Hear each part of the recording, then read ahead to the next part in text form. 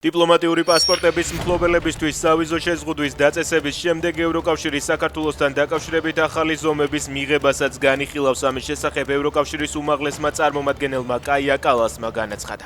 ბრიუსელში საგარეო საქმეთა საბჭოს შეხვედრაზე დღეს მინისტრები საქართველოს საკითხსაც განიხილავენ. შეხვედრის დაწყებამდე საგარეო საქმეთა მინისტრებმა კრიტიკული განცხადებები გააკეთეს და აღნიშნეს, რომ უკვე დიდი ხანია დღის წესრიგში არა საქართველოს გაწევრიანების თემა, არამედ ქვეყანაში დემოკრატიის გადარჩენის გზების ძიება დგას.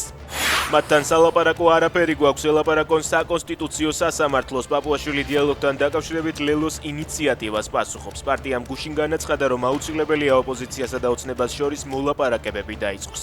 ამას ოპოზიციის ალიანსის წევრების მხრიდან კრიტიკა მოჰყვა. როდესაც რუსული ტიპის რეჟიმს უკეთებ ასეთ შეთავაზებას, ასეთი დამამცირებელი პასუხი არის ბუნებრივი დაწერა ზურაბ ჯაფარიძემ პაპუაშვილის პასუხის შემდეგ. გაიზრდება თუ არა ავალიანის მკვლელობის საქმეზე ბრალდებულთა რიცხვი. მოკლული მასწავლებლის დედა კიდევ ორი არასრულწლოვანის დაკავებას ითხოვს. ეკა კუპატაძე საქმეში ფიგურანტ არასრულწლოვან ν-ისთან ერთად გამოძიების დაწყებას შინაგან საქმეთა სამინისტროს ყოფილი მაღალჩინოსნის მერაბ მალანიაშვილის წინააღმდეგაც მოითხოვს.